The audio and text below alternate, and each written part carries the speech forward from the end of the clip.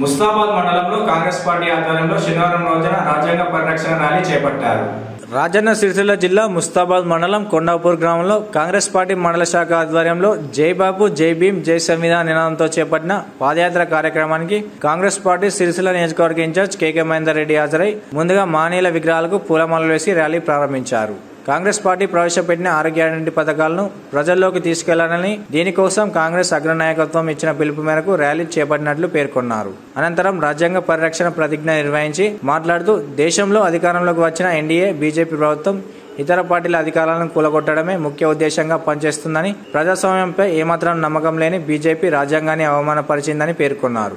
భావ ప్రకటన స్వేచ్ఛ, హక్కులు, సమానత్వం కోసం డాక్టర్ బిఆర్ అంబేద్కర్ రూపొందిన రాజ్యాంగాన్ని పరిరక్షించుకోవడమే కాంగ్రెస్ పార్టీ ముఖ్య లక్ష్యమని పేర్కొన్నారు.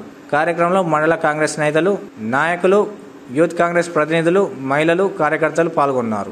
జై భీమ్ జై సంవిధాన్ రాజ్యాంగ పరిరక్షణ పాదయాత్ర ఏదైతే చేపడుతుందో దీనికి ఇంత పెద్ద ఎత్తున తరలి వచ్చిన కొండాపూర్ గ్రామ అన్నా చెల్లెళ్లకు, అక్క తమ్ముళ్లకు, అలాగే కొండాపూర్ గ్రామ శాఖకు, మండల పార్టీ అధ్యక్షులకు, మాజీ జెడ్పీసీ నరసన్న గారికి, మార్కెట్ కమిటీ చైర్పర్సన్ రాణి గారికి, అలాగే రాజేందర్ రెడ్డి గారికి, పార్టీలో వివిధ హోదాల్లో ఉన్న పెద్దలకు, ఇలా మార్కెట్ కమిటీ డైరెక్టర్లకు అందరికీ కూడా పేరు పేరున కృతజ్ఞతలు తెలియజేస్తూ, మీ అందరికి కూడా తెలుసు భారతదేశానికి స్వతంత్రం తీసుకొచ్చింది బాబు గారి ఆధ్వర్యంలో కాంగ్రెస్ పార్టీ.